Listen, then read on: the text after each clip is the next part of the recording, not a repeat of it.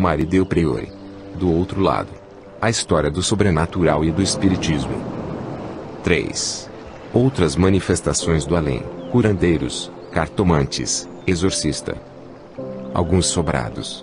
Assombrados. Ciência ou sobrenatural? Ambos. Não houve aqui a fundação de um clube dos fantasmas, como em Londres, mas muita gente acreditava em sua existência. Coisa de contos de terror, passados nas névoas e penhascos ingleses. Não. Tínhamos as nossas casas assombradas. Ficavam fechadas, com janelas cerradas e quintais abandonados, onde residiam ecos de monólogos perturbadores. Na escura madrugada, havia quem afirmasse ver ali visagens nas varandas ou luzes nos telhados, dos quais emergiam vultos que se perdiam na noite. Havia quem ouvisse barulho de gente invisível e o arrastar de correntes de escravos maltratados. Acreditava-se haver tesouros enterrados ou gente emparedada. Corriam boatos de aterrorizar cristãos. Assombrações vagavam pelos corredores sujos. Corujas piavam à noite. A vizinhança evitava passar na frente de tais sobrados sem se benzer várias vezes. As notícias costumavam começar assim: esse relato é verdadeiro e cercado por circunstâncias que podem induzir qualquer homem sensato a acreditar nele. Os proveitos que se tiravam delas consistiam em pensar na vida que estava por vir.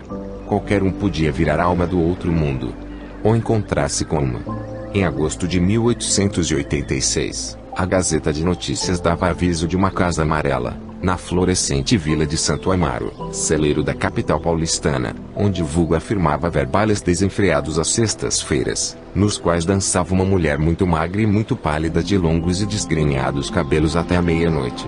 A partir do mês de junho de 1889, quase diariamente, o mesmo jornal noticiou os eventos ocorridos na casa de número 4 na rua Barão de Mesquita, na Tijuca, no Rio de Janeiro. O que era boato passava fato. À noite, trilavam apitos sem que se identificasse de onde vinham. Um operário que atravessou os portões viu surgir o fantasma de uma mulher que passou por ele voando. A quem reagisse à sua aparição, ela tapava o rosto do transeunte com uma mão fria como gelo e cobria de bofetões antes de sumir. Pela rua onde ficava a casa, cruzava um cavalo preto com seu cavaleiro igualmente vestido de preto e se esvaeciam na terra. Sinistro. Do forro do sobrado, escapavam chamas azuis e amarelas que se moviam, acendiam e apagavam sozinhas. As madeiras rangiam. O cheiro de enxofre invadia o ar e certa voz lacrimosa perguntava: céticos, que vindes fazer aqui?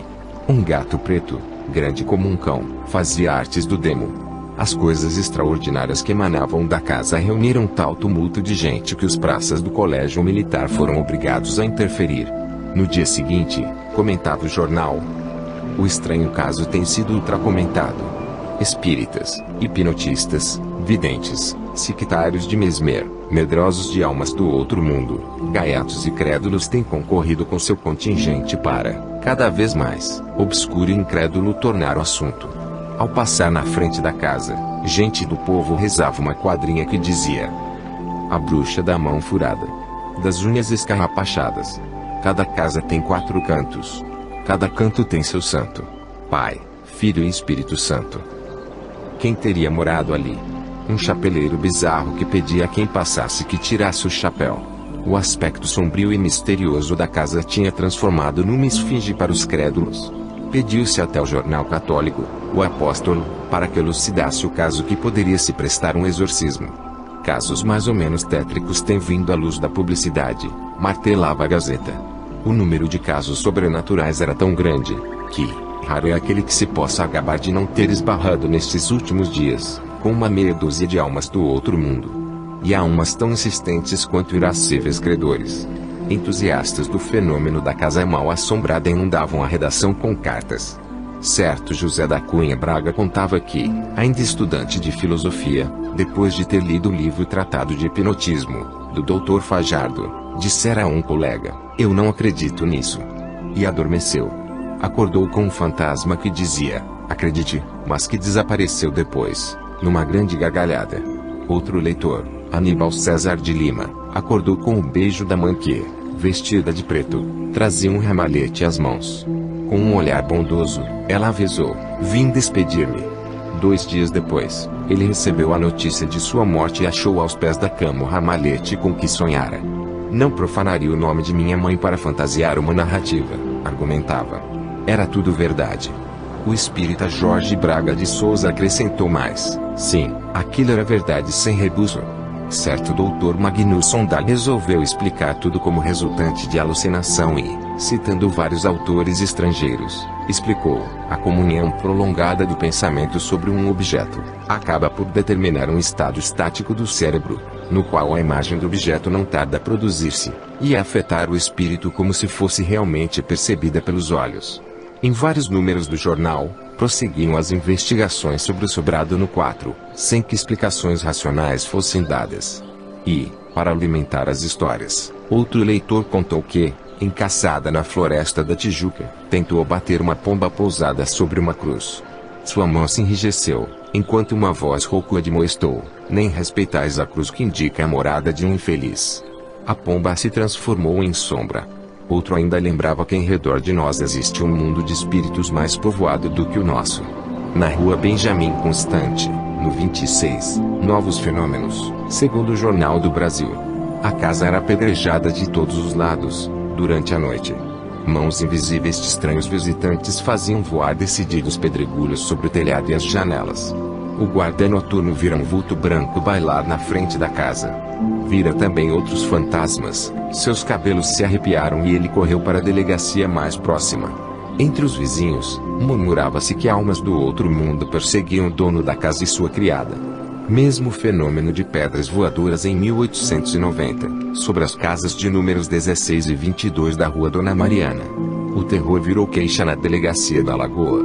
Em 1905, dentro de uma casa da rua Goiás, no Encantado, pratos se moveram dentro do armário, chinelos se arrastaram sós pelo quarto e feijões balaram no ar, fora da panela. E tudo isso foi estampado na primeira página do Jornal do Brasil, que informava também que uma romaria de curiosos se fez para observar as estripolias de almas penadas. Quadros tétricos se multiplicavam na região suburbana, avisava o periódico. Um vulto branco cercado de luz fosforescente distribuía cascudos a quem dele se aproximasse, e tais fatos levavam enorme concorrência de gente ao lugar misterioso. O caso tomava proporções assustadoras. Seria a causa o enterro de um cachorro com 3 cabeças. Foi solicitada a ajuda de um médico, um repórter e um sacerdote para a completa investigação de fatos misteriosos. Eles nunca foram elucidados.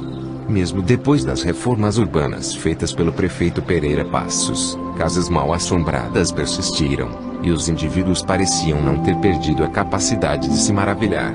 Embora a cidade tenha ganhado avenidas e torres altas enquanto restos coloniais eram postos abaixo, em 1907, na rua Costas Bastos, no 33, almas do outro mundo organizavam regularmente sabates infernais, gargalhadas estrondosas, assobios, arrastos de correntes.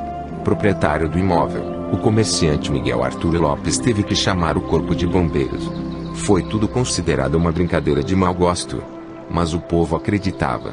Até 1911, a Gazeta de Notícias publicava, com fotos, histórias de sobrados assombrados. A última foi sobre a casa da rua Senador Pompeu, no 129. Ela guardava a triste herança de uma história de crime no seio de uma família. Páginas de sensação, sem dúvida. Mas, com elas, a Livraria do Povo continuava a vender tudo quanto se pudesse desejar em relação às almas do outro mundo, como falar com espíritos de dia ou de noite, oráculos sobre o futuro, formas de magnetizar espíritos, fotografias de fantasmas, além de todas as obras de Kardec. E tudo ao som da polca, As Almas do Outro Mundo, publicada pela editora dos senhores Narciso e Arthur Napoleão. Era a dança dos espíritos.